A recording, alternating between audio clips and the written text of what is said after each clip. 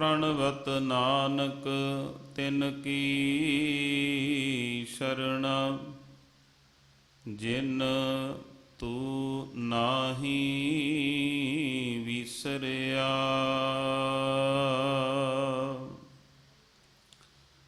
उठत सुखिया बैठत सुखिया,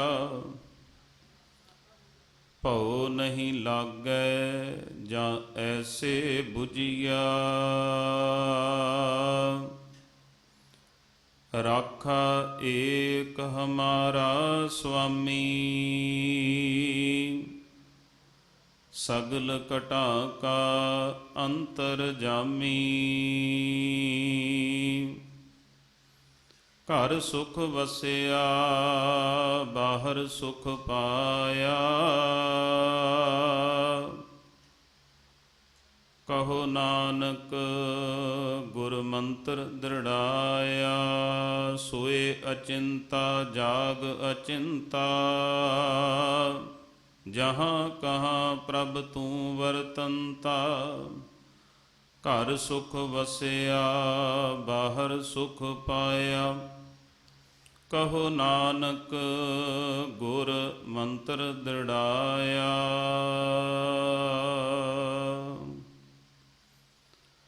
परम सन्मानयोग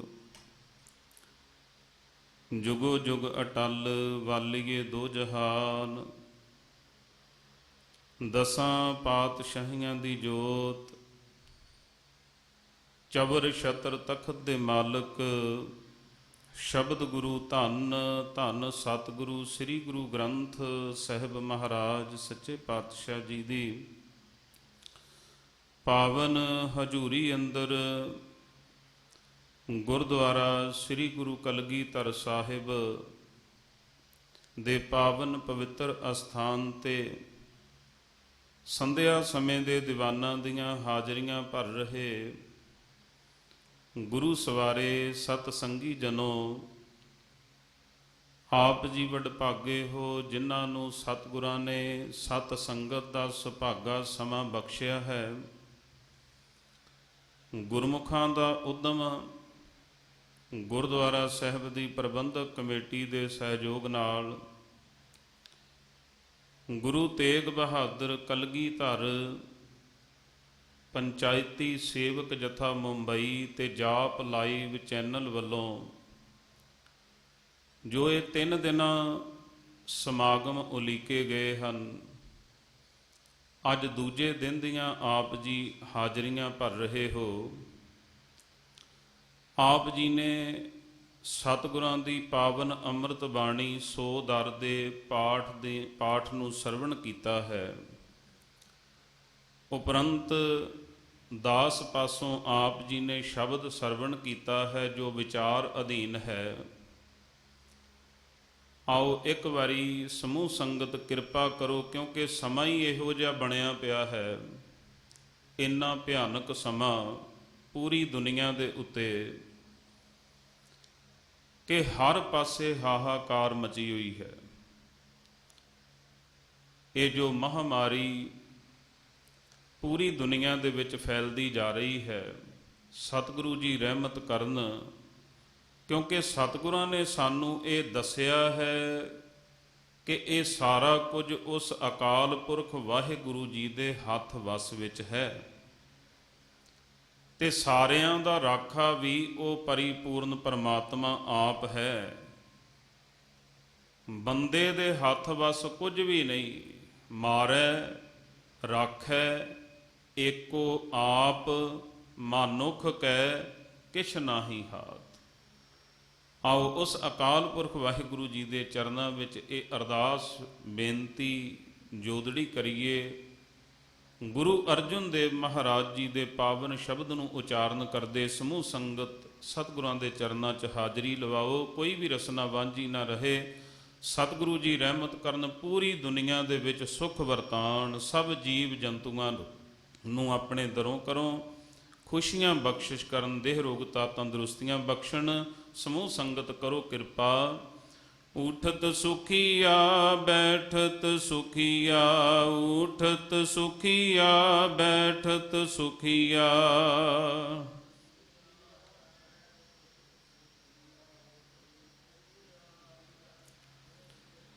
ਭਉ ਨਹੀਂ ਲਾਗ ਜਾਏ ਸੇ ਬੁਝੀਆ, ਭਉ ਨਹੀਂ ਲਾਗ ਜਾਏ ਸੇ ਬੁਝੀਆ।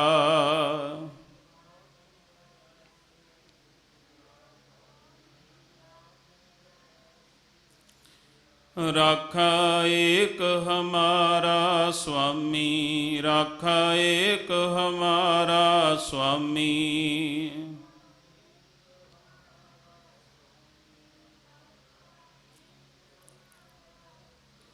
ਸਗਲ ਕਟਾ ਕਾ ਅੰਤਰ ਜਾਮੀ, ਸਗਲ ਕਟਾ ਕਾ ਅੰਤਰ ਜਾਮੀ।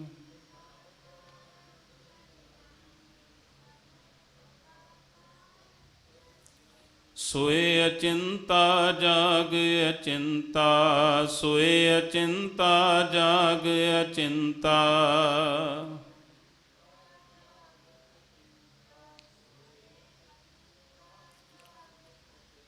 जहाँ कहाँ प्रभ तू वरतंता, जहाँ कहाँ प्रभ तू वरतंता।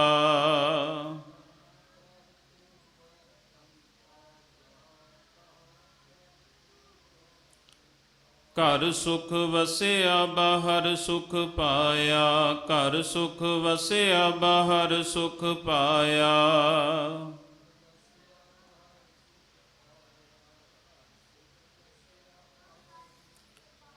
कहो नानक गुर मंत्र दृढ़ाया, कहो नानक गुर मंत्र दृढ़ाया।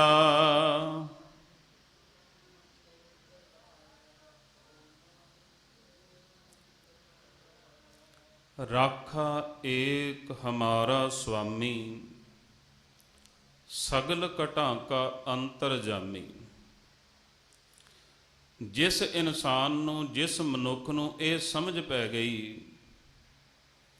ਕਿ ਸਭ ਦਾ ਰਾਖਾ ਸਭ ਦਾ ਪਾਲਣਹਾਰ ਪਰਿਪੂਰਨ ਪਰਮਾਤਮਾ ਹੈ, ਜਿਹੜਾ ਸਾਰੇ ਜੀਵਾਂ ਦੇ ਦਿਲਾਂ ਦੀਆਂ ਜਾਣਨ ਵਾਲਾ ਹੈ, ਫਿਰ ਗੁਰੂ ਅਰਜਨ ਦੇਵ ਮਹਾਰਾਜ ਜੀ ਕਹਿੰਦੇ ਨੇ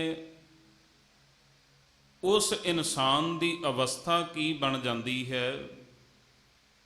ਉਹ ਉੱਠਦਾ ਬੈਠਦਾ ਆਨੰਦ ਦੇ ਵਿੱਚ ਹੈ। ਉਸ ਨੂੰ ਕਿਸੇ ਤਰੀਕੇ ਦਾ ਕੋਈ ਵੀ ਭੈ ਕੋਈ ਵੀ ਡਰ ਸਤਾ ਨਹੀਂ ਸਕਦਾ, ਕਿਉਂਕਿ ਉਸ ਨੂੰ ਇਹ ਗੱਲ ਸਮਝ ਲੱਗ ਗਈ ਕਿ ਸਭ ਕੁਝ ਉਸ ਪਰਮਾਤਮਾ ਦੇ ਹੱਥ ਵਿੱਚ ਹੈ। ਉਸ ਦੇ ਹੁਕਮ ਤੋਂ ਬਗੈਰ ਕੁਝ ਵੀ ਹੋ ਨਹੀਂ ਸਕਦਾ। ਜਿਸ ਤਰ੍ਹਾਂ ਆਪਾਂ ਗੁਰੂ ਰਾਮਦਾਸ ਮਹਾਰਾਜ ਜੀ ਦਾ ਪਾਵਨ ਬਚਨ ਪੜ੍ਹਦੇ ਹਾਂ, ਪਾਤਸ਼ਾਹ ਕਹਿੰਦੇ ਨੇ, ਭਾਈ ਮਤ ਕੋਈ ਜਾਣੈ ਕਿਸੀ ਕੈ ਕਿਛ ਹਾਥ ਹੈ, ਸਭ ਕਰੇ ਕਰਾਇਆ। ਮਤ ਕੋਈ ਸਮਝੇ ਕਿ ਕਿਸੇ ਬੰਦੇ ਦੇ ਜਾਂ ਕਿਸੇ ਦੂਜੇ ਦੇ ਕੁਝ ਹੱਥ ਵਸ ਵਿੱਚ ਹੈ। ਸਭ ਕੁਝ ਪਰਮਾਤਮਾ ਦੇ ਹੱਥ ਵਸ ਵਿੱਚ ਹੈ। ਉਹੀ ਹੁੰਦਾ ਹੈ ਜੋ ਉਹ ਪਰਮਾਤਮਾ ਕਰ ਰਿਹਾ ਹੈ। ਸਭ ਕਰੇ ਕਰਾਇਆ। ਫਿਰ ਜਰਾ ਮਰਾ ਤਾਪ ਸਿਰਤ ਸਾਪ ਸਭ ਹਰਿ ਕੈ ਵਸ ਹੈ, ਕੋਈ ਲਾਗ ਨਾ ਸਕੈ ਬਿਨ ਹਰਿ ਕਾ ਲਾਇਆ। ਸਤਿਗੁਰੂ ਜੀ ਕਹਿੰਦੇ ਨੇ ਜਿੰਨਾ ਕੁਝ ਵੀ ਹੈ, ਜਿੰਨੇ ਰੋਗ ਵੀ ਭਾਵੇਂ ਹਨ, ਕਿਸੇ ਜੀਵ ਨੂੰ ਵੀ ਉਦੋਂ ਤੱਕ ਉਹ ਨਹੀਂ ਲੱਗ ਸਕਦੇ ਜਦੋਂ ਤੱਕ ਪਰਮਾਤਮਾ ਦਾ ਹੁਕਮ ਨਾ ਹੋਵੇ। ਬਸ ਇਸ ਗੱਲ ਨੂੰ ਸਮਝਣ ਦੀ ਲੋੜ ਹੈ। ਅੱਜ ਅਸੀਂ ਸਾਰਾ ਸੰਸਾਰ ਹੀ ਤਕਰੀਬਨ ਇਹ ਅਕਾਲ ਪੁਰਖ ਵਾਹਿਗੁਰੂ ਜੀ ਦੇ ਚਰਨਾਂ ਵਿੱਚ, ਭਾਵੇਂ ਨਾਮ ਅਲੱਗ-ਅਲੱਗ ਹਨ, ਕੋਈ ਆਪਣੇ ਤਰੀਕੇ ਦੇ ਨਾਲ ਅਰਦਾਸ ਕਰਨ ਦਾ ਢੰਗ ਵੀ ਕਿਸੇ ਦਾ ਵੱਖਰਾ ਹੋ ਸਕਦਾ ਹੈ, ਪਰ ਸਾਰੇ ਅਰਦਾਸਾਂ ਬੇਨਤੀਆਂ ਕਰ ਰਹੇ ਹਨ ਉਸ ਅਕਾਲ ਪੁਰਖ ਦੇ ਚਰਨਾਂ ਵਿੱਚ। ਤੇ ਚਾਹੀਦਾ ਵੀ ਹੈ ਸਭ ਨੂੰ। ਅਰਦਾਸ ਕਿਸ ਤਰ੍ਹਾਂ ਕਰਨੀ ਹੈ? ਇੱਕ ਮੈਂ ਘਟਨਾ ਪੜ੍ਹ ਰਿਹਾ ਸਾਂ, ਡਾਕਟਰ ਜਸਵੰਤ ਸਿੰਘ ਜੀ ਨੇਕੀ, ਉਹਨਾਂ ਦੀ ਲਿਖੀ ਹੋਈ ਘਟਨਾ ਹੈ। ਉਹ ਕਹਿੰਦੇ ਵੀ ਅਰਦਾਸਾਂ ਮੈਂ ਪਹਿਲਾਂ ਵੀ ਕਰਦਾ ਸਾਂ, ਪਰ ਇੱਕ ਦਿਨ ਐਸੀ ਘਟਨਾ ਹੋਈ, ਉਹ ਡਾਕਟਰ ਹਨ, ਇੱਕ ਦਿਨ ਐਸੀ ਜੀਵਨ ਦੇ ਵਿੱਚ ਘਟਨਾ ਵਾਪਰੀ ਕਿ ਉਸ ਤੋਂ ਬਾਅਦ ਮੈਨੂੰ ਸਮਝ ਵਿੱਚ ਆਈ ਵੀ ਅਰਦਾਸ ਕਰਨੀ ਕਿਸ ਤਰ੍ਹਾਂ ਚਾਹੀਦੀ ਹੈ। ਉਹ ਲਿਖਦੇ ਨੇ, ਕਹਿੰਦੇ ਨੇ ਵੀ ਇੱਕ ਵਾਰੀ ਦਿੱਲੀ ਦੇ ਬਹੁਤ ਵੱਡੇ ਹਸਪਤਾਲ ਦੇ ਵਿੱਚ ਉਹਨਾਂ ਦੀ ਡਿਊਟੀ ਸੀ, ਤੇ ਉਸ ਹਸਪਤਾਲ ਦੇ ਵਿੱਚ ਇੱਕ ਮਰੀਜ਼ ਆਇਆ, ਛੋਟਾ ਜਿਹਾ ਬੱਚਾ, ਜਿਸ ਦੇ ਦਿਲ ਦੇ ਵਿੱਚ ਸੁਰਾਖ ਸੀ। ਇੱਕ ਪਰਿਵਾਰ ਆਇਆ ਹੈ, ਘਰ ਵਾਲਾ ਵਾਪਸ ਮੁੜ ਗਿਆ ਤੇ ਆਪਣੀ ਘਰ ਵਾਲੀ ਨੂੰ ਬੱਚੇ ਦੇ ਪਾਸ ਛੱਡ ਕੇ ਚਲਾ ਗਿਆ। ਉਹ ਮਾਂ ਆਪਣੇ ਬੱਚੇ ਨੂੰ ਦੇਖਦੀ ਹੈ ਤੇ 2 ਦਿਨ ਤੱਕ ਉਹ ਮਾਂ ਚੁੱਪ ਨਹੀਂ ਕੀਤੀ ਹਸਪਤਾਲ ਦੇ ਵਿੱਚ। ਉਹ 2 ਦਿਨ ਰੋਂਦੀ ਰਹੀ। ਤੀਜੇ ਦਿਨ ਆਪਣੇ ਆਪ ਹੀ ਉਸ ਨੂੰ ਕੁਝ ਪ੍ਰਤੀਤ ਹੋਇਆ ਜਾਂ ਕੁਝ ਸਮਝ ਲੱਗੀ, ਉਸਨੇ ਰੋਣਾ ਬੰਦ ਕਰ ਦਿੱਤਾ, ਆਪਣੇ ਬੱਚੇ ਦੇ ਹੱਥ ਨੂੰ ਆਪਣੇ ਹੱਥਾਂ ਵਿੱਚ ਪਕੜਿਆ। ਇੱਕ ਬੈੱਡ ਦੇ ਉੱਪਰ ਉਸ ਦਾ ਬੱਚਾ ਹੈ, ਦੂਜੇ ਬੈੱਡ ਤੇ ਨਾਲ ਆਪ ਬੈਠੀ ਹੈ, ਅੱਖਾਂ ਬੰਦ ਹਨ, ਆਪਣੇ ਬੱਚੇ ਦੇ ਪਾਸ ਬੈਠੀ ਹੈ। ਡਾਕਟਰ ਜਸਵੰਤ ਸਿੰਘ ਜੀ ਕਹਿੰਦੇ ਨੇ, ਮੈਂ ਉੱਥੇ ਅਚਾਨਕ ਆਇਆ ਤੇ ਮੈਨੂੰ ਪਤਾ ਲੱਗਾ, ਜਿਹੜਾ ਡਾਕਟਰ ਉਸ ਦਾ ਟ੍ਰੀਟਮੈਂਟ ਬੱਚੇ ਦਾ ਕਰ ਰਿਹਾ ਸੀ, ਉਸ ਨੇ ਦੱਸਿਆ ਵੀ ਇਸ ਦੀ ਮਾਂ 2 ਦਿਨ ਰੋਂਦੀ ਰਹੀ, ਦਿਨ ਰਾਤ ਉਸਨੇ ਇੱਕ ਕਰ ਦਿੱਤਾ, ਆ ਹੁਣ ਟਿਕ ਕੇ ਬੈਠੀ ਹੈ। ਕਹਿੰਦੇ ਨੇ ਬੱਚੇ ਦੇ ਪਾਸ ਹੀ ਅਸੀਂ ਖੜੇ ਸਾਂ ਤੇ ਉਹ ਡਾਕਟਰ ਮੈਨੂੰ ਸਾਰਾ ਕੁਝ ਸਮਝਾ ਰਿਹਾ ਸੀ, ਪਰ ਉਸ ਬੀਬੀ ਨੇ ਅੱਖਾਂ ਨਹੀਂ ਖੋਲੀਆਂ। ਕਹਿੰਦੇ ਨੇ ਜਦੋਂ ਸਾਰੀ ਗੱਲਬਾਤ ਮੈਨੂੰ ਪਤਾ ਲੱਗ ਗਈ, ਮੈਂ ਚਾਹਿਆ ਵੀ ਇਸ ਬੀਬੀ ਨੂੰ ਕੋਈ ਹੌਸਲਾ ਦਿਆਂ, ਕੋਈ ਤਸੱਲੀ ਦਿਆਂ। ਉਸ ਬੀਬੀ ਦੇ ਮੋਢੇ ਨੂੰ ਪਕੜ ਕੇ ਕਹਿੰਦਾ, ਮੈਂ ਹਿਲਾਇਆ, ਉਸਨੇ ਅੱਖਾਂ ਖੋਲੀਆਂ। ਮੈਨੂੰ ਇਉਂ ਪ੍ਰਤੀਤ ਹੋਇਆ ਜਿਸ ਤਰ੍ਹਾਂ ਉਹ ਬੀਬੀ ਅਕਾਲ ਪੁਰਖ ਦੇ ਚਰਨਾਂ ਵਿੱਚ ਕੋਈ ਅਰਦਾਸ ਕਰ ਰਹੀ ਹੋਵੇ। ਕਹਿੰਦੇ ਮੈਂ ਪੁੱਛਿਆ ਕਿ ਭੈਣ ਜੀ, ਤੁਸੀਂ ਅਰਦਾਸ ਕਰ ਰਹੇ ਹੋ ਆਪਣੇ ਬੱਚੇ ਵਾਸਤੇ? ਉਹ ਕਹਿਣ ਲੱਗੀ ਵੀ ਹਾਂ ਡਾਕਟਰ ਸਾਹਿਬ, ਮੈਂ ਅਰਦਾਸ ਆਪਣੇ ਬੱਚੇ ਵਾਸਤੇ ਤਾਂ ਉਸ ਦਿਨ ਕੀਤੀ ਜਿਸ ਦਿਨ ਪਹਿਲੇ ਦਿਨ ਮੈਂ ਇੱਥੇ ਲੈ ਕੇ ਆਈ ਸਾਂ। ਤੇ ਹੁਣ ਕੀ ਕਰ ਰਹੇ ਸੀ? ਉਹ ਬੀਬੀ ਕਹਿਣ ਲੱਗੀ ਵੀ ਹੁਣ ਵੀ ਮੈਂ ਅਰਦਾਸ ਕਰ ਰਹੀ ਸਾਂ, ਪਰ ਹੁਣ ਮੈਂ ਆਪਣੇ ਬੱਚੇ ਵਾਸਤੇ ਨਹੀਂ। ਤੇ ਡਾਕਟਰ ਪੁੱਛਣ ਲੱਗਾ ਵੀ ਹੁਣ ਕਿਸ ਵਾਸਤੇ ਅਰਦਾਸ ਕਰ ਰਹੇ ਹੋ? ਉਹ ਬੀਬੀ ਕਹਿਣ ਲੱਗੀ, ਪਹਿਲੇ ਦਿਨ ਮੈਂ ਅਰਦਾਸ ਆਪਣੇ ਬੱਚੇ ਵਾਸਤੇ ਕੀਤੀ, ਦੂਜੇ ਦਿਨ ਮੈਨੂੰ ਪਤਾ ਲੱਗਾ ਵੀ ਇਸ ਬੱਚੇ, ਮੇਰੇ ਬੱਚੇ ਦੇ ਨਾਲ ਤਾਂ ਹੋਰ ਵੀ ਕਈ ਅਨੇਕਾਂ ਬੱਚੇ ਪਏ ਹਨ ਜਿਹੜੇ ਬਹੁਤ ਬਿਮਾਰ ਹਨ, ਉਹ ਵੀ ਤਾਂ ਕਿਸੇ ਦੇ ਬੱਚੇ ਹਨ। ਦੂਜੇ ਦਿਨ ਮੈਂ ਉਹਨਾਂ ਬੱਚਿਆਂ ਦੀ ਖਾਤਰ ਅਰਦਾਸ ਕੀਤੀ। ਫਿਰ ਕਹਿੰਦੇ ਵੀ ਮੈਨੂੰ ਇਉਂ ਪ੍ਰਤੀਤ ਹੋਇਆ ਵੀ ਮੈਂ ਕਿੰਨੀ ਸਵਾਰਥੀ ਹਾਂ, ਮੈਂ ਇਕੱਲੇ ਆਪਣੇ ਬੱਚੇ ਦੀ ਅਰਦਾਸ ਕਰ ਰਹੀ ਸਾਂ। ਦੂਜੇ ਦਿਨ ਮੈਂ ਸਵਾਰਥ ਘਟਾ ਦਿੱਤਾ, ਦੂਜੇ ਬੱਚਿਆਂ ਲਈ ਅਰਦਾਸ ਕੀਤੀ। ਕਹਿੰਦੇ ਅਰਦਾਸ ਕੀਤੀ ਕੀ? ਉਹ ਬੀਬੀ ਕਹਿਣ ਲੱਗੀ, ਮੈਂ ਅਰਦਾਸ ਇਹ ਕੀਤੀ ਕਿ ਹੇ ਅਕਾਲ ਪੁਰਖ ਵਾਹਿਗੁਰੂ ਜੀ, ਜਿੰਨੇ ਵੀ ਇਸ ਹਸਪਤਾਲ ਦੇ ਡਾਕਟਰ ਹਨ, ਉਹਨਾਂ ਨੂੰ ਐਸੀ ਸਫਾ ਬਖਸ਼, ਐਸੀ ਉਹਨਾਂ ਤੇ ਬਖਸ਼ਿਸ਼ ਕਰ ਕਿ ਉਹ ਜਿਸ ਵੀ ਰੋਗੀ ਨੂੰ ਹੱਥ ਲਾਣ ਤੇ ਉਹ ਰੋਗੀ ਠੀਕ ਹੋ ਜਾਏ, ਜਿਸ ਬੱਚੇ ਦਾ ਇਲਾਜ ਸ਼ੁਰੂ ਕਰਨ ਉਹ ਬੱਚਾ ਠੀਕ ਹੋ ਜਾਏ। ਉਹ ਕਹਿਣ ਲੱਗੇ ਵੀ ਬੀਬੀ, ਵੀ ਅਰਦਾਸ ਤੂੰ ਬਹੁਤ ਵਧੀਆ ਕੀਤੀ, ਸਭ ਦਾ ਭਲਾ ਮੰਗਿਆ, ਪਰ ਅੱਜ ਤੂੰ ਅਰਦਾਸ ਕੀ ਕਰ ਰਹੀ ਹੈ? ਉਹ ਕਹਿਣ ਲੱਗੀ ਵੀ ਉਸ ਦੇ ਵਿੱਚ ਵੀ ਮੈਨੂੰ ਲੱਗਾ ਵੀ ਮੇਰੀ ਅਰਦਾਸ ਪੂਰਨ ਤੌਰ ਤੇ ਨਹੀਂ। ਅੱਜ ਮੈਂ ਅਰਦਾਸ ਅਕਾਲ ਪੁਰਖ ਦੇ ਚਰਨਾਂ ਵਿੱਚ ਇਹ ਕਰ ਰਹੀ ਹਾਂ ਕਿ ਹੇ ਅਕਾਲ ਪੁਰਖ, ਇਸ ਦੁਨੀਆ ਦੇ ਉੱਤੇ ਜਿੰਨੇ ਵੀ ਹਸਪਤਾਲ ਹਨ, ਉਹਨਾਂ ਦੇ ਸਾਰੇ ਡਾਕਟਰਾਂ ਨੂੰ ਐਸੀ ਬਖਸ਼ਿਸ਼ ਕਰੋ, ਐਸੀ ਉਹਨਾਂ ਤੇ ਰਹਿਮਤ ਕਰੋ ਕਿ ਜਿਸ ਰੋਗੀ ਨੂੰ ਹੱਥ ਪਾਣ ਉਹ ਰੋਗੀ ਠੀਕ ਹੋ ਜਾਏ। ਇੱਕ ਵਾਰੀ ਪਿਆਰ ਨਾਲ ਆਖੋ, ਸਤਨਾਮ ਸ੍ਰੀ ਵਾਹਿਗੁਰੂ। ਅਰਦਾਸ ਵਾਕਿਆ ਹੀ ਸਾਡੀ ਇਹ ਹੋਣੀ ਚਾਹੀਦੀ ਹੈ, ਆਪਾਂ ਅਰਦਾਸ ਕਰਦੇ ਜ਼ਰੂਰ ਹਾਂ। ਨਾਨਕ ਨਾਮ ਚੜ੍ਹਦੀ ਕਲਾ, ਤੇਰੇ ਭਾਣੇ ਸਰਬੱਤ ਦਾ ਭਲਾ। ਇਹ ਸਾਡੇ ਵਡੇਰਿਆਂ ਨੇ ਸਾਨੂੰ ਸਿਖਾ ਦਿੱਤਾ। ਜੇ ਸਰਬੱਤ ਦਾ ਭਲਾ ਮੰਗਾਂਗੇ, ਇੱਥੇ ਦੇਖੋ ਕੋਈ ਆਪਣੇ ਘਰ ਵਾਸਤੇ, ਆਪਣੇ ਪਰਿਵਾਰ ਵਾਸਤੇ ਸਿੱਖ ਦੀ ਅਰਦਾਸ ਨਹੀਂ ਹੁੰਦੀ। ਸਿੱਖ ਦੀ ਅਰਦਾਸ ਕੱਲੀ ਆਪਣੇ ਘਰ, ਆਪਣੇ ਨਗਰ, ਆਪਣੇ ਸੂਬੇ, ਆਪਣੇ ਦੇਸ਼ ਵਾਸਤੇ ਹੀ ਨਹੀਂ ਹੁੰਦੀ। ਸਿੱਖ ਦੀ ਅਰਦਾਸ ਸਰਬੱਤ ਦੇ ਵਿੱਚ ਪੂਰੀ ਸ੍ਰਿਸ਼ਟੀ ਆ ਜਾਂਦੀ ਹੈ। ਪੂਰੀ ਸ੍ਰਿਸ਼ਟੀ, ਜਿੰਨੇ ਵੀ ਦੇਸ਼ ਹਨ, ਪੂਰੇ ਦਾ ਪੂਰਾ ਵਿਸ਼ਵ, ਪੂਰੇ ਦਾ ਪੂਰਾ ਸੰਸਾਰ। ਤੇ ਦੇਖੋ ਕੁਦਰਤ ਦਾ ਇੱਕ ਨਿਯਮ ਹੈ, ਕੋਈ ਇਨਸਾਨ ਜੋ ਕੁਝ ਕਿਸੇ ਨੂੰ ਦੇ ਰਿਹਾ ਹੈ, ਉਸ ਇਨਸਾਨ ਨੂੰ ਵਾਪਸ ਕੁਦਰਤ ਉਹ ਕੁਝ ਦੇਵੇਗੀ ਜ਼ਰੂਰ, ਉਹ ਉਸ ਨੂੰ ਜ਼ਰੂਰ ਮਿਲੇਗਾ। ਜਿਸ ਤਰ੍ਹਾਂ ਆਪਾਂ ਫਰਜ਼ ਕੀਤਾ, ਆਪਾਂ ਦੇਖਦੇ ਹਾਂ ਵੀ ਕੁਦਰਤ ਦਾ ਨਿਯਮ ਹੈ, ਧਰਤੀ ਦੇ ਵਿੱਚ ਜਿਹੜਾ ਬੀਜ ਵੀ ਬੀਜੀਏ, ਆਪਾਂ ਇੱਕ ਬੀਜ ਧਰਤੀ ਨੂੰ ਦਿੰਦੇ ਹਾਂ ਤੇ ਉਹ ਉਸ ਬੀਜ ਨੂੰ ਆਪਣੇ ਪਾਸ ਨਹੀਂ ਰੱਖਦੀ, ਉਹ ਉਸ ਬੀਜ ਦੇ ਵਿੱਚੋਂ ਪੌਦਾ ਪੈਦਾ ਕਰਕੇ ਉਹ ਕਈ ਗੁਣਾ ਉਸ ਤੋਂ ਵਧੇਰੇ ਬੀਜ ਸਾਨੂੰ ਦੇ ਦਿੰਦੀ ਹੈ। ਇੱਕ ਹੁਣ ਵਿਚਾਰਨ ਵਾਲੀ ਇਹ ਗੱਲ ਵੀ, ਧਰਤੀ ਵਿੱਚ ਬੀਜ ਅਸੀਂ ਬੋ ਕਿਹੜਾ ਰਹੇ ਹਾਂ। ਧਰਤੀ ਦੇ ਵਿੱਚ ਬੀਜ ਅਸੀਂ ਫੁੱਲਾਂ ਦਾ ਬੀਜਾਂਗੇ ਤਾਂ ਸਾਨੂੰ ਫੁੱਲ ਪ੍ਰਾਪਤ ਹੋਣਗੇ। ਜੇ ਕਿਸੇ ਫਲਦਾਰ ਬੂਟੇ ਦਾ ਬੀਜ ਬੀਜਾਂਗੇ, ਸਾਨੂੰ ਫਲ ਪ੍ਰਾਪਤ ਹੋਣਗੇ। ਜੇ ਅਸੀਂ ਕਿੱਕਰ ਦਾ ਬੀਜ ਬੀਜਾਂਗੇ, ਸਾਨੂੰ ਕੰਡੇ ਹੀ ਪ੍ਰਾਪਤ ਹੋਣਗੇ। ਅਸੀਂ ਸੰਸਾਰ ਦੇ ਵਿੱਚ ਕਿਸੇ ਨੂੰ ਕੀ ਦੇ ਰਹੇ ਹਾਂ? ਜੇ ਅਸੀਂ ਕਿਸੇ ਦਾ ਭਲਾ ਮੰਗ ਰਹੇ ਹਾਂ, ਆਟੋਮੈਟਿਕ ਹੀ ਸਾਡਾ ਆਪਣਾ ਵੀ ਭਲਾ ਹੋਣ ਵਾਲਾ ਹੈ। ਜੇ ਅਸੀਂ ਕਿਸੇ ਦਾ ਬੁਰਾ ਕਰ ਰਹੇ ਹਾਂ, ਬੁਰਾ ਸੋਚ ਰਹੇ ਹਾਂ, ਤੇ ਉਹ ਸਾਡਾ ਵੀ ਬੁਰਾ ਹੋਏਗਾ। ਸਤਿਗੁਰੂ ਜੀ ਸਾਨੂੰ ਸਮਝਾਉਂਦੇ ਹਨ ਕਿ ਐ ਇਨਸਾਨ, ਜੇ ਤੂੰ ਸਭ ਦਾ ਭਲਾ ਮੰਗੇ, ਤੇਰਾ ਵੀ ਭਲਾ ਹੋ ਜਾਏਗਾ।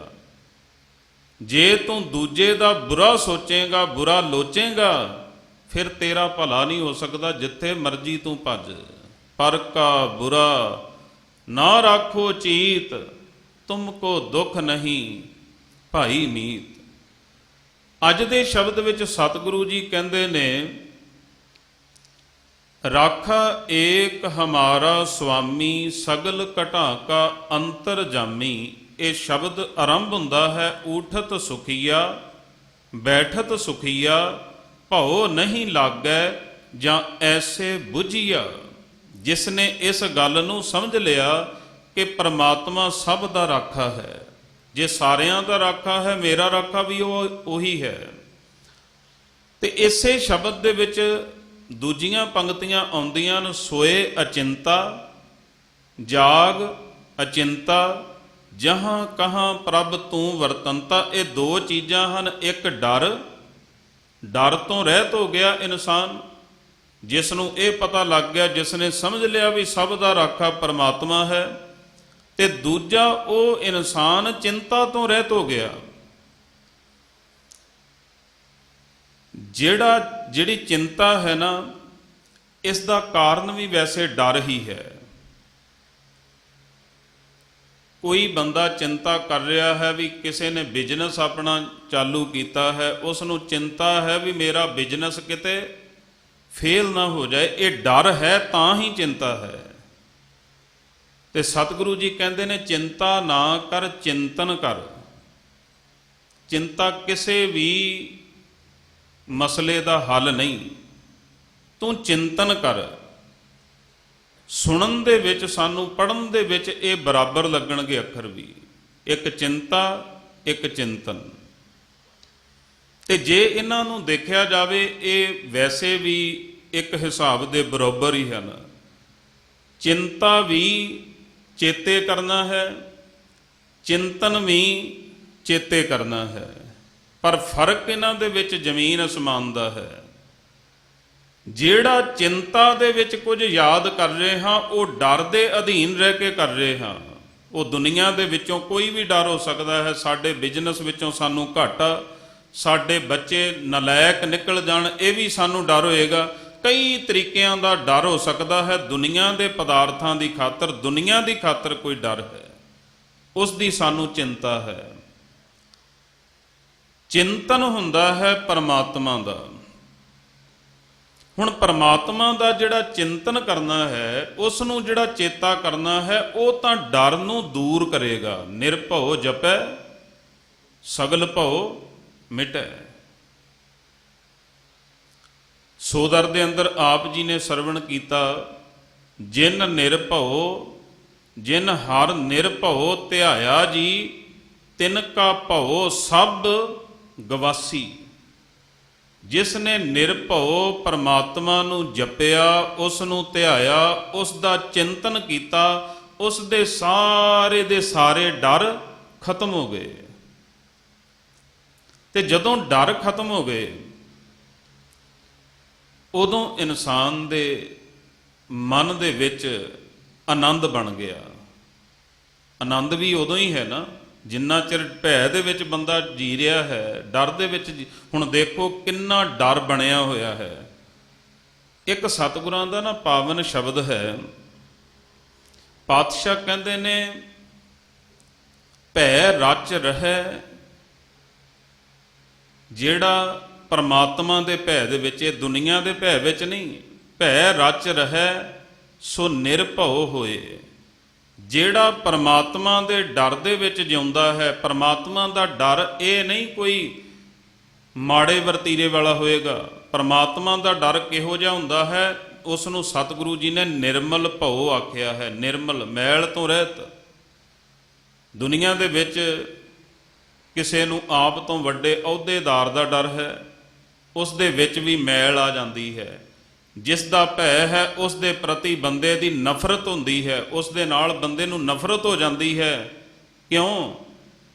ਕਿਉਂਕਿ ਫਲਾਣੇ ਬੰਦੇ ਦਾ ਮੈਨੂੰ ਡਰ ਹੈ ਵੀ ਉਹ ਕਿਤੇ ਮੇਰਾ ਕੰਮ ਨਾ ਖਰਾਬ ਕਰ ਦੇਵੇ। ਪਰ ਇਹ ਜਿਹੜਾ ਰੱਬ ਵਾਲਾ ਡਰ ਹੈ ਨਾ, ਇਹ ਡਰ ਉਹ ਨਹੀਂ, ਨਫ਼ਰਤ ਵਾਲਾ ਡਰ ਨਹੀਂ। ਇਹ ਨਫ਼ਰਤ ਪੈਦਾ ਨਹੀਂ ਹੋਏਗੀ, ਇਸ ਦੇ ਵਿੱਚ ਪ੍ਰੇਮ ਵਧੇਗਾ। ਇਹ ਉਹ ਡਰ ਹੈ ਜਿਹੜਾ ਮਾਂ ਪਿਓ ਵਾਲਾ ਡਰ ਹੁੰਦਾ ਹੈ। ਮਾਤਾ ਪਿਤਾ ਦਾ ਵੀ ਬੱਚੇ ਨੂੰ ਡਰ ਹੁੰਦਾ ਹੈ ਨਾ, ਪਰ ਇਹ ਤਾਂ ਨਹੀਂ ਨਾ ਵੀ ਬੱਚਾ ਮਾਤਾ ਪਿਤਾ ਦੇ ਨਾਲ ਨਫ਼ਰਤ ਕਰਦਾ ਹੋਵੇਗਾ। ਪ੍ਰੇਮ ਹੁੰਦਾ ਹੈ ਆਪਸ ਦੇ ਵਿੱਚ। ਸਤਿਗੁਰੂ ਜੀ ਕਹਿੰਦੇ ਨੇ, ਭੈ ਰਚ ਰਹਿ ਸੋ ਨਿਰਭਉ ਹੋਏ, ਜੈਸਾ ਸੇਵੈ ਤੈਸੋ ਹੋਏ। ਕੋਈ ਵੀ ਮਨੁੱਖ ਜਿਹੋ ਜਿਹਾ ਚਿੰਤਨ ਕਰ ਰਿਹਾ ਹੈ, ਜਿਹੋ ਜੀ ਸੋਚ ਬਣਾ ਕੇ ਬੈਠਾ ਹੈ, ਜਿਸ ਚੀਜ਼ ਨੂੰ ਬਾਰ-ਬਾਰ ਯਾਦ ਕਰ ਰਿਹਾ ਹੈ, ਬਾਰ-ਬਾਰ ਯਾਦ ਕਰਨ ਨੂੰ ਹੀ ਸਿਮਰਨ ਆਖਦੇ ਹਨ। ਸਿਮਰਨ, ਬਾਰ-ਬਾਰ ਕਿਸੇ ਚੀਜ਼ ਨੂੰ ਯਾਦ ਕਰਨਾ। ਤੇ ਪਾਤਸ਼ਾਹ ਦਾ ਫੈਸਲਾ ਹੈ, ਇਨਸਾਨ ਜਿਸ ਨੂੰ ਬਾਰ-ਬਾਰ ਯਾਦ ਕਰਦਾ ਹੈ, ਜਿਸ ਦਾ ਸਿਮਰਨ ਕਰਦਾ ਹੈ, ਜਿਸ ਦਾ ਚਿੰਤਨ ਕਰਦਾ ਹੈ, ਉਹ ਉਹੋ ਜਿਹਾ ਹੀ ਬਣ ਜਾਂਦਾ ਹੈ। ਜੇ ਅਸੀਂ ਬਾਰ-ਬਾਰ ਪਰਮਾਤਮਾ ਦਾ ਚਿੰਤਨ ਕਰਾਂਗੇ, ਪਰਮਾਤਮਾ ਨੂੰ ਚੇਤੇ ਕਰਾਂਗੇ, ਵਾਹਿਗੁਰੂ ਜੀ ਦੇ ਗੁਣਾਂ ਨੂੰ ਚੇਤੇ ਕਰਾਂਗੇ, ਫਿਰ ਅਸੀਂ ਉਸ ਵਰਗੇ ਬਣਾਂਗੇ। ਅੱਜ ਸਾਡਾ ਕੀ ਮਾਹੌਲ ਬਣਿਆ ਹੈ, ਘਰ ਦੇ ਵਿੱਚ ਟੀਵੀ ਲਗਾ ਕੇ ਬੈਠ ਜਾਓ ਤੇ ਉੱਥੇ ਕਰੋਨਾ ਦੀਆਂ ਗੱਲਾਂ ਹਨ। ਕਿਸੇ ਆਪਣੇ ਨਜ਼ਦੀਕੀ ਕਿਸੇ ਵੀ ਰਿਸ਼ਤੇਦਾਰ ਦੇ ਪਾਸ ਖੜ ਜਾਓ ਤੇ ਉੱਥੇ ਕਰੋਨਾ ਦੀਆਂ ਗੱਲਾਂ ਹਨ। ਵੈਸੇ ਤਾਂ ਹੈ ਵੀ ਇਹ ਮਹਾਮਾਰੀ ਕਹਿੰਦੇ ਹਨ, ਜਿਸ ਰੋਗ ਦੀ, ਜਿਸ ਬਿਮਾਰੀ ਦੀ ਲਪੇਟ ਦੇ ਵਿੱਚ ਬਹੁਤਾਤ ਦੇ ਵਿੱਚ ਲੋਕ ਆ ਜਾਣ, ਉਸ ਨੂੰ ਕਹਿੰਦੇ ਨੇ ਮਹਾਮਾਰੀ। ਜਿਹੜਾ ਛੂਤ ਦਾ ਰੋਗ ਬਣ ਜਾਏ। ਹੁਣ ਜਦੋਂ ਸਾਨੂੰ ਪਤਾ ਹੈ ਪੂਰੇ ਸੰਸਾਰ ਦੇ ਵਿੱਚ ਫੈਲ ਚੁੱਕੀ ਹੈ, ਬਹੁਤ ਸਾਰੇ ਲੋਕਾਂ ਦੀਆਂ ਜਾਨਾਂ ਜਾ ਚੁੱਕੀਆਂ ਹਨ, ਤੇ ਸੁਭਾਵਿਕ ਹੀ ਗੱਲ ਹੈ ਵੀ ਸਾਡੇ ਅੰਦਰ ਇੱਕ ਡਰ ਵੀ ਪੈਦਾ ਹੋਏਗਾ, ਤੇ ਅਸੀਂ ਸੋਚ ਵੀ ਉਸੇ ਨੂੰ ਬਾਰ-ਬਾਰ ਸੋਚੀ ਜਾ ਰਹੇ ਹਾਂ। ਪਰ ਸਤਿਗੁਰੂ ਜੀ ਕਹਿੰਦੇ ਨੇ, ਉਸ ਨੂੰ ਜ਼ਿਆਦਾ ਨਾ ਸੋਚ, ਨਾ ਹੀ ਉਸ ਤੋਂ ਡਰ। ਕਿਉਂਕਿ ਜਿਹੜਾ ਡਰ ਹੈ ਨਾ, ਉਹਨਾਂ ਬੰਦਾ ਬਿਮਾਰੀ ਦੇ ਨਾਲ ਨਹੀਂ ਮਰਦਾ, ਜਿੰਨਾ ਬੰਦਾ ਡਰ ਦੇ ਨਾਲ ਮਰ ਜਾਂਦਾ ਹੈ। ਹੁਣ ਦੇਖੋ ਸੱਪ ਹੈ, ਕਈ ਵਾਰੀ ਇਹ ਵਰਤਿਆ ਹੈ, ਸਾਡੀਆਂ ਅੱਖਾਂ ਦੇ ਸਾਹਮਣੇ ਗੱਲ ਹੈ ਵੀ ਬੰਦਾ ਸੱਪ ਦੇ ਪਾਸੋਂ ਡਰਦਾ ਹੈ। ਕਿਸੇ ਨੂੰ ਸੱਪ ਨੇ ਕੱਟ ਲਿਆ, ਉਹ ਜ਼ਹਿਰ ਦੇ ਨਾਲ ਬੰਦਾ ਨਹੀਂ ਮਰਿਆ, ਉਹ ਡਰ ਦੇ ਨਾਲ ਹੀ ਬੰਦਾ ਮਰ ਗਿਆ ਵੀ ਮੈਨੂੰ ਸੱਪ ਲੜ ਗਿਆ।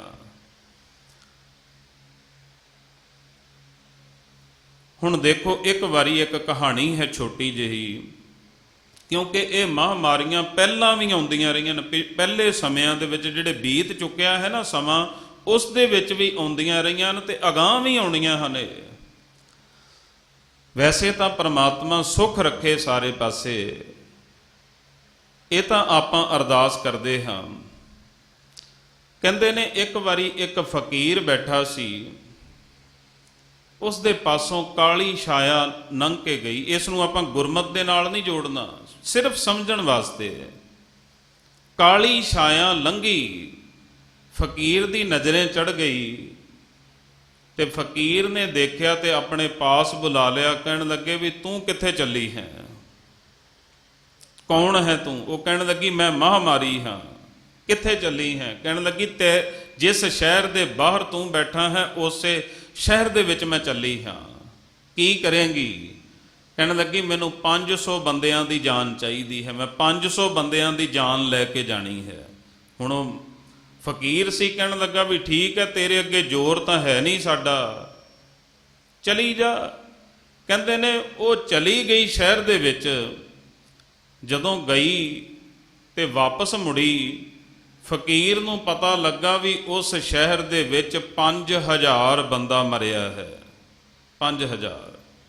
ਜਦੋਂ ਲੰਘਣ ਲੱਗੀ ਫਕੀਰ ਦੇ ਕੋਲੋਂ ਤੇ ਫਕੀਰ ਨੇ ਆਵਾਜ਼ ਮਾਰੀ, ਕਹਿਣ ਲੱਗੇ ਵੀ ਠੀਕ ਹੈ ਵੀ ਤੇਰਾ ਅਸੀਂ ਕੁਝ ਵਿਗਾੜ ਨਹੀਂ ਸਕਦੇ ਸਾਂ, ਤੂੰ 5000 ਦੀ ਜਾਨ ਲੈਣੀ ਸੀ, ਤੂੰ ਦੱਸ ਦਿੰਦੀ ਵੀ 5000, ਤੂੰ ਝੂਠ ਕਿਉਂ ਬੋਲਿਆ? ਤੂੰ ਭਾਵੇਂ 50000 ਮਾਰ ਦਿੰਦੀ ਤਾਂ ਤੇਰਾ ਕਿਹੜਾ ਅਸੀਂ ਕੁਝ ਵਿਗਾੜ ਲੈਣਾ ਸੀ, ਪਰ ਤੂੰ ਝੂਠ ਕਿਉਂ ਬੋਲਿਆ? ਉਹ ਕਹਿਣ ਲੱਗੀ, ਜਾਣ ਲੱਗੀ ਫਕੀਰਾ ਮੈਂ ਝੂਠ ਨਹੀਂ ਬੋਲਿਆ, ਅਸਲ ਦੇ ਵਿੱਚ ਮੈਂ ਤਾਂ 500 ਦੀ ਹੀ ਜਾਨ ਲਈ ਹੈ, ਆ ਜਿਹੜਾ 4500 ਮਰਿਆ ਹੈ ਇਹ ਡਰ ਦੇ ਨਾਲ ਮਰਿਆ ਹੈ। ਸੋ ਡਰਨਾ ਨਹੀਂ, ਸੁਚੇਤ ਰਹਿਣਾ ਹੈ। ਸੁਚੇਤ ਕਿਸ ਤਰ੍ਹਾਂ? ਜਿਸ ਤਰ੍ਹਾਂ ਸਾਨੂੰ ਦੱਸਿਆ ਜਾ ਰਿਹਾ ਹੈ ਡਾਕਟਰਾਂ ਵੱਲੋਂ, ਜਿਸ ਤਰ੍ਹਾਂ ਸਾਨੂੰ ਸਰਕਾਰ ਵੱਲੋਂ ਦੱਸਿਆ ਜਾ ਰਿਹਾ ਹੈ, ਸਾਡੇ ਜਿਹੜੇ ਬਹੁਤ ਵੱਡੇ ਅਹੁਦਿਆਂ ਤੇ ਬੈਠੇ ਹੋਏ, ਜਿਹੜੇ ਸਾਡੇ ਧਰਮ ਦੇ ਅਹੁਦੇਦਾਰ ਹਨ, ਜਥੇਦਾਰ ਹਨ, ਭਾਵੇਂ ਉਹ ਸਾਡੇ ਬਹੁਤ ਵੱਡੇ ਮਨਿਸਟਰ ਹਨ, ਉਹਨਾਂ ਵੱਲੋਂ ਵੀ ਸਾਨੂੰ ਬੇਨਤੀਆਂ ਕੀਤੀਆਂ ਜਾ ਰਹੀਆਂ ਹਨ। ਜੋ ਕੁਝ ਸਮਝਾਇਆ ਜਾ ਰਿਹਾ ਹੈ ਸਾਨੂੰ ਉਹ ਗੱਲਾਂ ਮੰਨਣੀਆਂ ਚਾਹੀਦੀਆਂ ਹਨ, ਪਰ ਬਹੁਤਾ ਜ਼ਿਆਦਾ ਇਹ ਨਹੀਂ ਵੀ ਸਾਰਾ ਦਿਨ ਹੀ ਅਸੀਂ ਉਸੇ ਵਿਸ਼ੇ ਨੂੰ ਸੋਚੀ ਜਾਈਏ, ਸਾਰਾ ਦਿਨ ਸਾਡਾ ਉਸੇ ਦੇ ਵਿੱਚ ਹੀ ਲੰਘ ਜਾਈਏ। ਕਦੇ ਆਹ ਚੈਨਲ ਲਾ ਲਿਆ, ਕਦੇ ਉਹ ਚੈਨਲ ਲਾ ਲਿਆ, ਇੱਥੋਂ ਤੱਕ ਕਿ ਕਈਆਂ ਨੇ ਸੰਧਿਆ ਸਮੇਂ ਤੇ ਅੰਮ੍ਰਿਤ ਵੇਲੇ ਦੇ ਸਮੇਂ ਨੂੰ ਵੀ ਛੱਡ ਦਿੱਤਾ। ਵੀ ਜਿਹੜੇ ਦਰਬਾਰ ਸਾਹਿਬ ਤੋਂ ਗੁਰਬਾਣੀ ਸੁਣਦੇ ਸਨ ਉਹ ਵੀ ਨਿਊਜ਼ ਚੈਨਲ ਲਗਾ ਕੇ ਬੈਠੇ ਹੁੰਦੇ ਹਨ। ਉਹ ਸਮੇਂ ਵੀ ਇੰਨਾ ਮਨ ਦੇ ਉਹ ਪ੍ਰਭਾਵ ਪੈ ਗਿਆ, ਇੰਨਾ ਬੰਦਾ ਡਰ ਗਿਆ ਤੇ ਉਸ ਨੂੰ ਬਾਰ-ਬਾਰ ਦੇਖ ਕੇ, ਬਾਰ-ਬਾਰ ਉਸ ਨੂੰ ਸੁਣ ਕੇ ਹੋਰ ਡਰੀ ਜਾਂਦਾ ਹੈ। ਪਰ ਬਹੁਤਾ ਜ਼ਿਆਦਾ ਤਾਂ ਉਸ ਨੂੰ ਦੇਖਣ ਦੀ ਲੋੜ ਹੀ ਨਹੀਂ ਸੀ, ਪਤਾ ਲੱਗ ਗਿਆ ਨਾ ਕਿ ਇਸ ਦਾ ਇਲਾਜ ਕੀ ਹੈ, ਇੱਕ ਦੂਜੇ ਤੋਂ ਦੂਰੀ ਬਣਾ ਕੇ ਰੱਖਣੀ, ਬਸ ਇਹ ਕੁਝ ਕਰ ਲਓ। ਸੁਚੇਤ ਰਹੋ। ਜਿਸ ਤਰ੍ਹਾਂ ਦੇਖੋ ਕੋਈ ਡਰਾਈਵਰ ਗੱਡੀ ਚਲਾ ਰਿਹਾ ਹੈ ਤੇ ਗੱਡੀ ਚਲਾਉਂਦਿਆਂ ਉਹ ਉਸ ਦੇ ਅੰਦਰ ਇੱਕ ਡਰ ਤਾਂ ਹੁੰਦਾ ਹੈ ਵੀ ਮੇਰੀ ਗੱਡੀ ਕਿਸੇ ਦੇ ਵਿੱਚ ਵੱਜ ਨਾ ਜਾਏ, ਕੋਈ ਘਟਨਾ ਨਾ ਵਾਪਰ ਜਾਏ। ਉਹ ਕਿੰਨਾ ਸੁਚੇਤ ਹੁੰਦਾ ਹੈ, ਉਹ ਗੱਡੀ ਵੀ ਚਲਾਈ ਜਾਂਦਾ ਹੈ, ਸਾਰਾ ਕੁਝ ਕਰੀ। ਇਹ ਥੋੜੀ ਵੀ ਉਸ ਦਾ ਪੂਰਾ ਧਿਆਨ ਜੋ ਹੈ ਉਹ ਆਪਾਂ ਆਖੀਏ ਵੀ ਨਹੀਂ। ਇੱਕ ਕੰਮ ਸਤਿਗੁਰੂ ਜੀ ਕਹਿੰਦੇ ਨੇ ਵੀ ਇਹ ਇਨਸਾਨ ਤੂੰ ਜਿਹੋ ਜਿਹਾ ਸੋਚ ਰਿਹਾ ਹੈ ਨਾ, ਇੱਕੋ ਚੀਜ਼ ਨੂੰ ਬਾਰ-ਬਾਰ ਯਾਦ ਕਰੀ ਜਾ ਰਿਹਾ ਹੈ, ਉਹ ਚੀਜ਼ ਤੇਰੇ ਵੱਲ ਨੂੰ ਆਉਣੀ ਸ਼ੁਰੂ ਹੋ ਜਾਂਦੀ ਹੈ, ਉਸ ਦਾ ਅਸਰ ਤੇਰੇ ਤੇ ਹੋਣਾ ਸ਼ੁਰੂ ਹੋ ਜਾਂਦਾ ਹੈ। ਜੈਸਾ ਸੇਵੈ ਤੈਸੋ ਹੋਏ। ਤੂੰ ਉਸ ਬਿਮਾਰੀ ਨੂੰ ਬਾਰ-ਬਾਰ ਯਾਦ ਨਾ ਕਰ, ਤੂੰ ਉਸ ਪਰਮਾਤਮਾ ਨੂੰ ਯਾਦ ਕਰ, ਉਸ ਵਾਹਿਗੁਰੂ ਜੀ ਨੂੰ ਯਾਦ ਕਰ ਜਿਸ ਨੇ ਉਸ ਬਿਮਾਰੀ ਨੂੰ ਕੱਟਣਾ ਹੈ।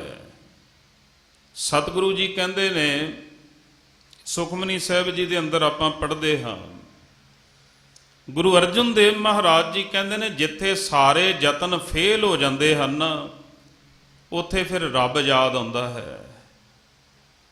ਜਿਹੜੇ ਕਹਿ ਰਹੇ ਸਨ ਕੱਲ ਤੱਕ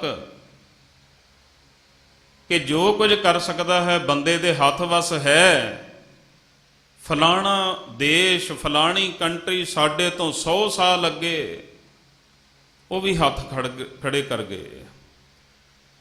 ਅੱਜ ਉਹ ਕਿੱਥੋਂ ਦਵਾਈ ਮੰਗਵਾ ਰਹੇ ਹਨ? ਜਿਸ ਨੂੰ 100 ਸਾਲ ਪਿੱਛੇ ਕਹਿ ਰਹੇ ਸਨ, ਉੱਥੋਂ ਦਵਾਈ ਮੰਗਵਾ ਰਹੇ ਹਨ। ਠੀਕ ਹੈ, ਇਹ ਅਸੀਂ ਵੀ ਅੱਗੇ ਵਧਣਾ ਹੈ, ਪਰ ਸਤਿਗੁਰੂ ਸੱਚੇ ਪਾਤਸ਼ਾਹ ਜੀ ਜੋ ਸਾਨੂੰ ਸਮਝਾਉਂਦੇ ਹਨ ਨਾ, ਉਸ ਨੂੰ ਵੀ ਆਪਾਂ ਨਾਲ ਲੈ ਕੇ ਚੱਲਣਾ ਹੈ।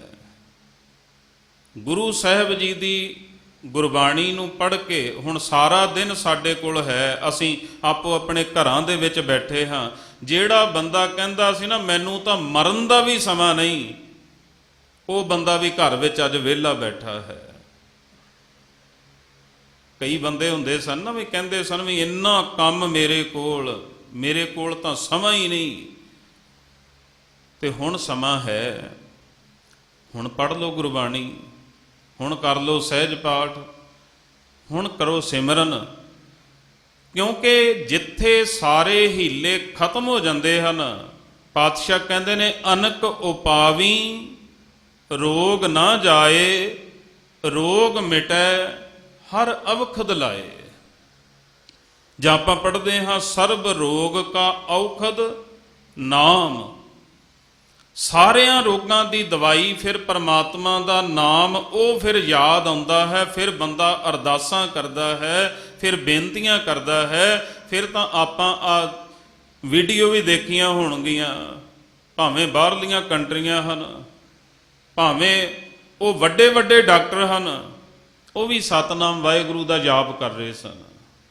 ਕਿਉਂ ਕਰ ਰਹੇ ਸਨ? ਇੱਕ ਛੋਟਾ ਜਿਹਾ ਬਚਨ ਮੈਂ ਆਪ ਜੀ ਦੇ ਨਾਲ ਕਰਕੇ ਫਿਰ ਸਮਾਪਤੀ ਵੱਲ ਨੂੰ ਜਾਣਾ ਹੈ। ਕਹਿੰਦੇ ਨੇ ਇੱਕ ਵਾਰੀ ਮੈਂ ਇਹ ਬਹੁਤ ਸਮਾਂ ਪਹਿਲਾਂ ਅਖਬਾਰ ਦੇ ਵਿੱਚ ਇਹ ਘਟਨਾ ਛੋਟੀ ਜੀ ਪੜ੍ਹੀ। ਕਾਮਰੇਡ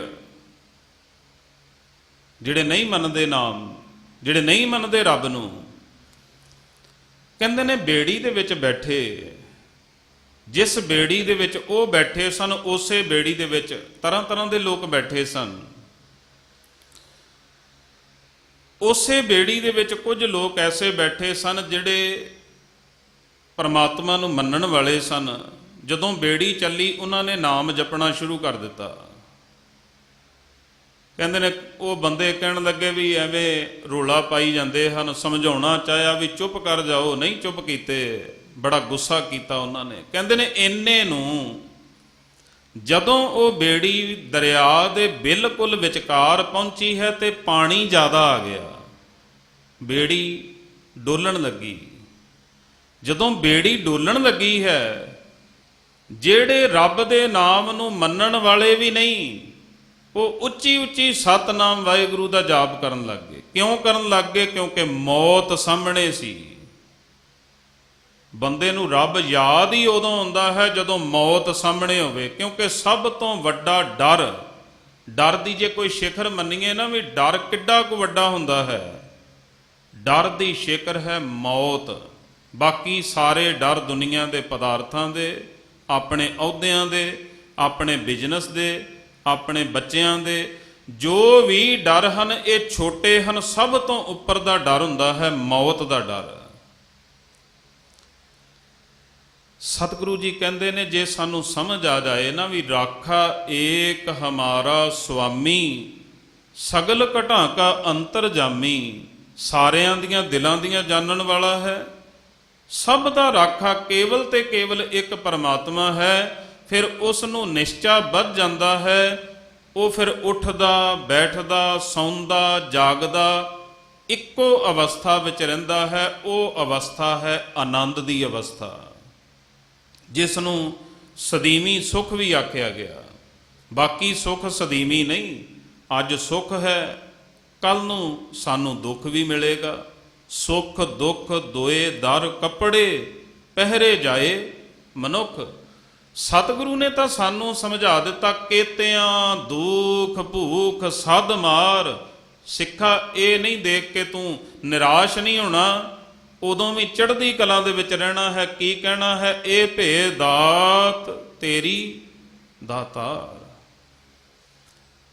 ਇਸ ਵਾਸਤੇ ਸਤਿਗੁਰੂ ਜੀ ਕਹਿੰਦੇ ਨੇ ਉਸ ਇਨਸਾਨ ਨੂੰ ਭਰੋਸਾ ਵੱਧ ਜਾਂਦਾ ਹੈ, ਉਸ ਦਾ ਜੀਵਨ ਕਿਹੋ ਜਿਹਾ ਬਣ ਜਾਂਦਾ ਹੈ।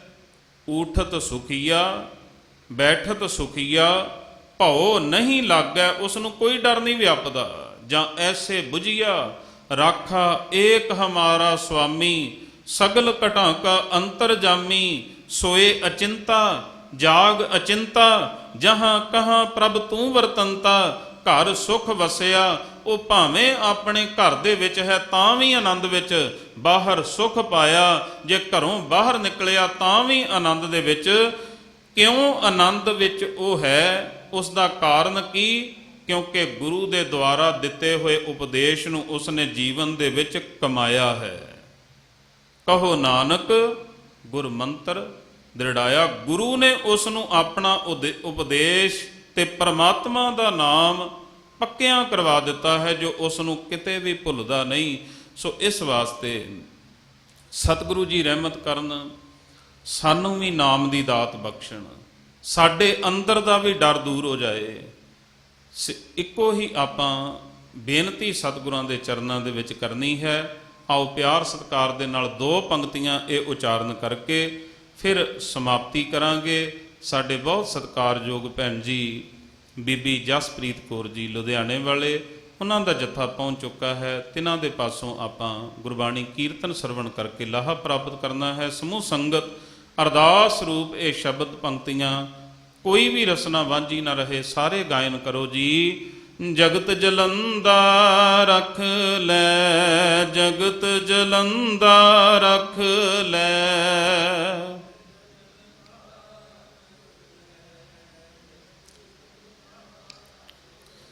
ਆਪਣੀ ਕਿਰਪਾ ਤਾਰ, ਆਪਣੀ ਕਿਰਪਾ ਤਾਰ, ਆਪਣੀ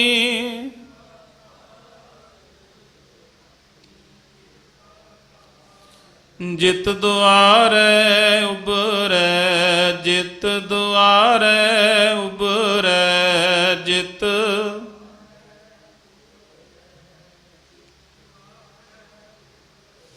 ਤਿਤੈ ਲਿਹੋ ਉਬਾਰ, ਤਿਤੈ ਲਿਹੋ ਉਬਾਰ, ਤਿਤੈ